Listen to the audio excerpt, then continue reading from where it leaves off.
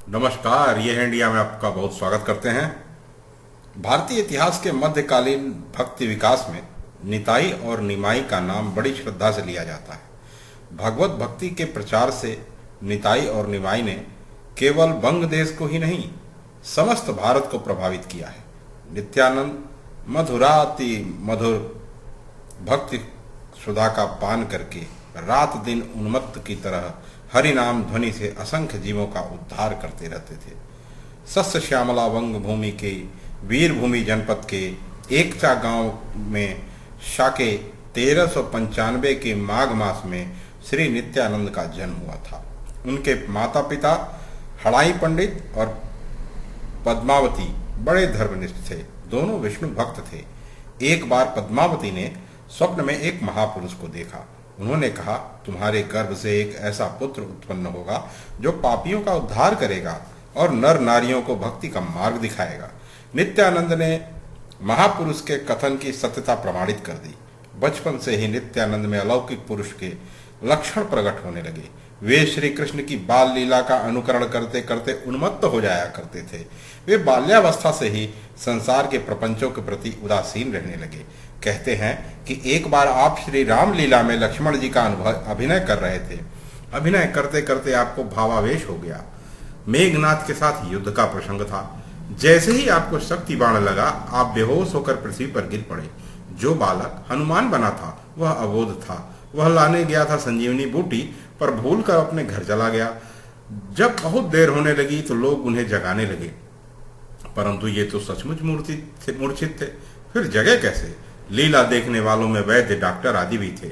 उन्होंने नाड़ी परीक्षण किया और जब लोगों ने उनके लक्षण देखे तो चकित हो गए। नाड़ी की गति मंद हो रही थी। जीवन बचने के लक्षण भी धीरे धीरे कम होने लगे थे।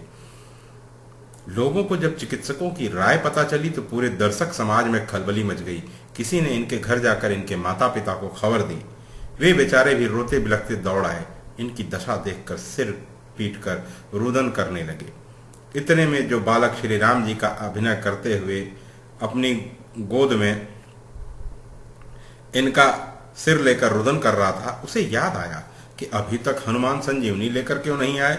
तो फिर वो तत्काल श्री हनुमान जी का अभिनय करने वाले बालक को बुलाया गया। वह संजीवनी लेकर आया। जैसे ही सुषेण वैद्य बने बालक ने इन्हें संजीवनी सुंघाई, ये तत्काल ही जय श्री राम कहते हुए चैतन्य हो गए और इस प्रकार लीला अभिनय में भी इनको भावावेश हो जाता था। तो भगवान नाम संकीर्तन के समय के भावावेश की तो बात ही क्या।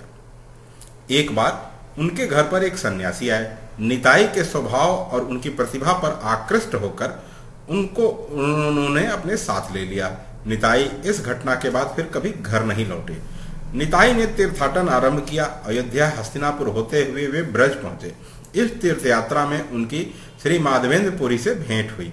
दोनों प्रेम विवल होकर एक दूसरे से मिले। तदंतर निताई वृंदावन में एक पागल की तरह भगवान श्री कृष्ण के अन्वेषण में घूमने लगे। बिना मांगे कोई कुछ दे देता तो खा लेते, नहीं तो भूखे ही रह जाते।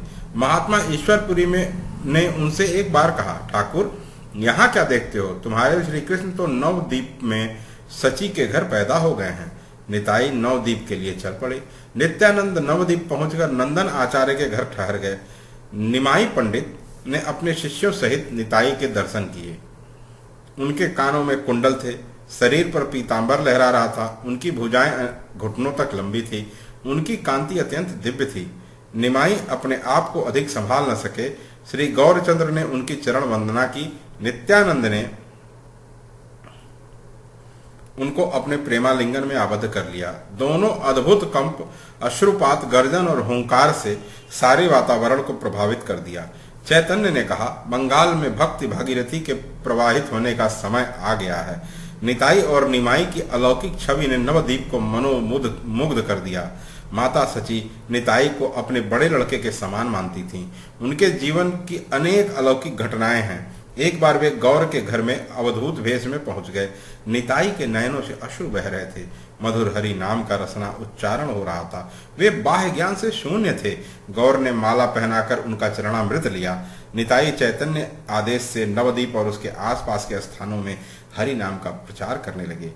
जगाई मधाई सरीखे पातकियों के उद्धार में उन्होंने महान योग किया।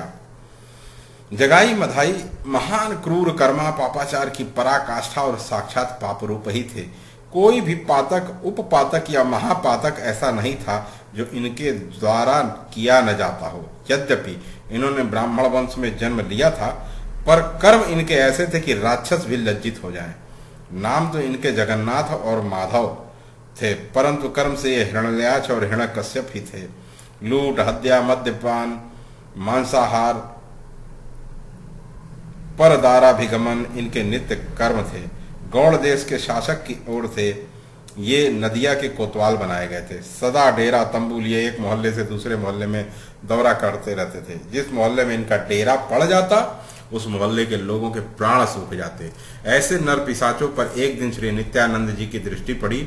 वे श्री हरिदास जी के साथ नवद्वीप में श्री हरिनाम संकीर्तन का प्रचार प्रसार करने आए थे। उनके लिए महाप्रभु की आज्ञा थी कि पात्र पात्र का ध्यान दिए बिना सभी को भगवान नाम समान भाव से उपदेश देना है।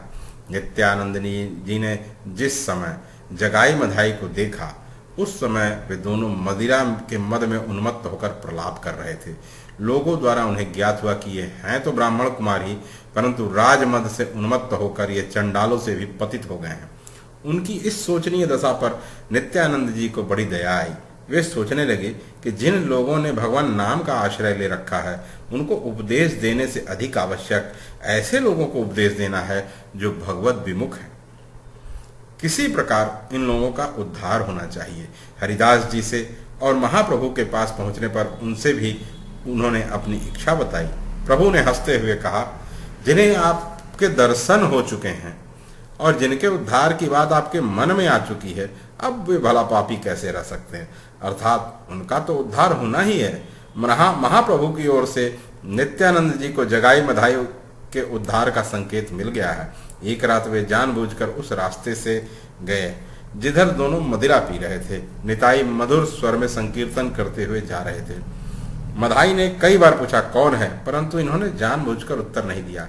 जब डांट कर पूछा कि बोलता क्यों नहीं, तो इन्होंने विनोदपूर्ण लहजे में बोला कि प्रभु के यहाँ संकीर्तन में जा रहा हूं, हमारा नाम है अवधूत।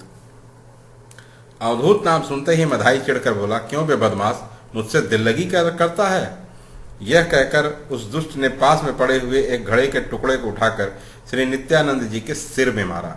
सिर से रक्त की धार बह चली, पर नित्यानंद जी को इस पर क्रोध नहीं आया। वे अपने नाम के अनुरूप आनंद मग्न हुए भगवान नाम का गान और नृत्य कर रहे थे। उन्हें शाप देने के स्थान पर वे करुणामूर्ति भगवान से कातर स्वर में प्रार्थना करने लगे, प्रभु इन ब्राह्मण कुमारों का उद्धार करो, मुझसे इनकी दुर्दशा देखी नहीं जाती। मधाई नित्यानंद जी को इस प्रकार प्रेम मग्न नृत्य करता हुआ देख के और चिढ़ गया तथा पुनः प्रहार करने को उद्यत हो गया, परंतु जगाई के समझाने बुझाने पर शांत हुआ। उधर महाप्रभु के घर पर कीर्तन प्रारंभ होने वाला था। भक्तों की मंडली इकट्ठा हो गई थी कि किसी ने इस बात की सूचना महाप्रभु को दे दी। तत्काल संपूर्ण भक्त मंडली के साथ महाप्रभु वहां पहुंच गए। महाप्रभु ने जब नित्यानंद के सिर से रक्त प्रवाह होते देखा तो उनके क्रोध का पारावार न रहा। उस समय उनका करुणा वरुणा वलय रूप प्रलयकारी रौद्र स्वरूप में परिणित हो गया। वे चक्र चक्र कहकर सुदर्शन चक्र का आवाहन करने लगे। महाप्रभु को अत्यंत क्रोधाभिभूत और सुदर्शन चक्र को आकाश से उतरते देख श्री नित्यानंद जी ने सुदर्शन चक्र से आकाश में ही स्थिर रहने की प्रार्थना की और महाप्रभु के चरण कमलों में सिर रखकर कहने लगे, प्रभु आपका यह अवतार दुष्टों के संहार के लिए नहीं, अपितु उनके उद्धार के लिए हुआ है। आपकी दया के मुख्य पात्र तो ये ही हैं। फिर प्रभु जगाई ने तो मेरी रक्षा की है, इसने मधाई को मुझ पर दूसरी बार प्रहार करने से रोका है, अतः आपकी परम कृपा का यह अधिकारी है। जगाई ने मेरे निताई की रक्षा की है। यह सुनते ही महाप्रभु का सारा क्रोध विलुप्त हो गया और उन्होंने तुरंत जगाई को हृदय से लगा लिया। प्रभु का स्पर्श पाते ही जगाई के जन्म जन्मांतर के पाप क्षण मात्र में नष्ट हो गए और उसका अंतःकरण निर्मल हो गया। वह महाप्रभु के चरणों में पड़कर फूट फूट कर रोने लगा। जगाई को इस प्रकार प्रेम में अधीर होकर रुदन करते देख मदाई के भी हृदय में पश्चाताप की ज्वाला जलने लगी। उसने भी अपने कुकृत्य पर लज्जा आने लगी। वह आंखों में आंसू भरकर गदगद कंठ की और आर्द्र वाणी से कहने लगा, प्रभु हम दोनों भाइयों ने मिलकर समान रूप से पाप किए हैं। आपने एक भाई को ही अपनी चरण में शरण दी है, नाथ हम दोनों को अपनाइए, हम दोनों की रक्षा करिए। यह कहते कहते मधाई भी प्रभु के चरणों में अश्रुपात करते हुए लेटने लगा। परंतु मधाई के ऊपर से महाप्रभु का रोष अभी तक गया नहीं था।